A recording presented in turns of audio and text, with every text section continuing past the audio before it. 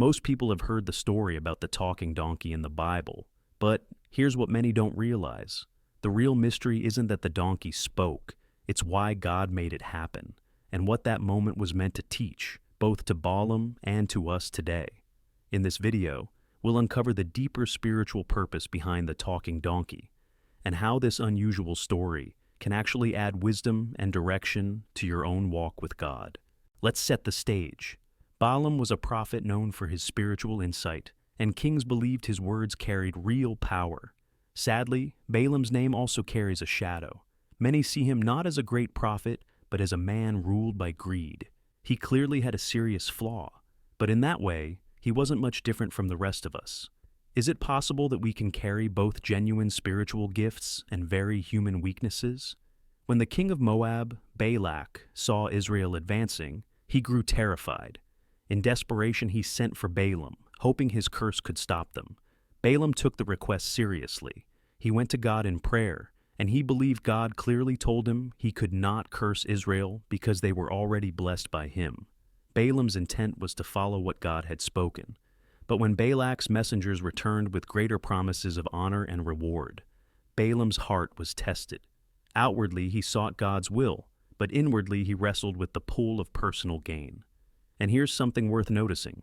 Some people read this and wonder if God was changing his mind, first saying no, then later saying yes. That's a fascinating question, and one we'll explore in a future video. So, Balaam set out on his donkey, believing he had convinced God to change his mind. Confident he was free to go forward, he headed toward Moab. But while Balaam thought everything was fine, danger was waiting ahead. The angel of the Lord stood in his path, sword drawn, ready to strike. Balaam couldn't see it, but his donkey could. 3 times the donkey tried to avoid the angel, first by leaving the road, then by crushing Balaam's foot against a wall, and finally by lying down altogether. Each time, Balaam grew angrier and beat the animal, completely blind to the real danger that stood in front of him. And then came the twist no one expected. The Bible says God opened the donkey's mouth, and it spoke, "What have I done to you to make you beat me these 3 times?" Instead of being shocked, Balaam actually argued back. It was only then that God opened Balaam's eyes to see the angel with sword drawn. The angel explained that if not for the donkey turning aside, Balaam would already be dead. The animal had saved his life. This miracle wasn't for entertainment or shock value. It had a clear purpose.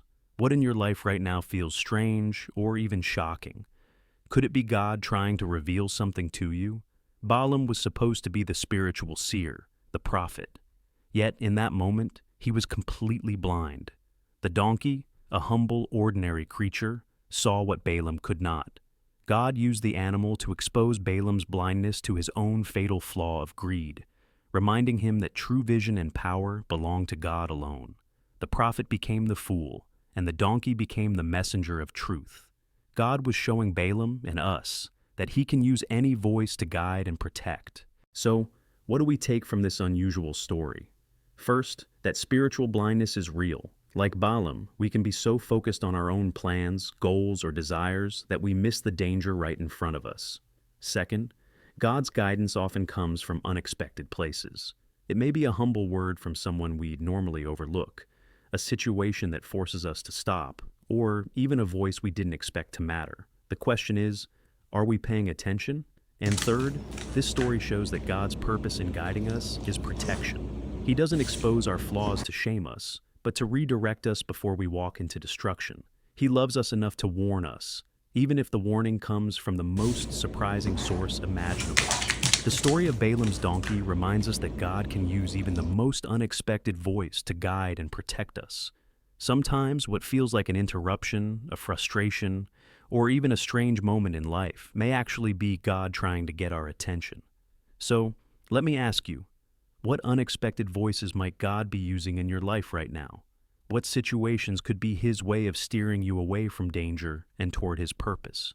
If questions like this stir your curiosity, I invite you to subscribe and join me for more. Together, we'll uncover the hidden wisdom in unusual Bible stories and discover how they still speak into our lives today.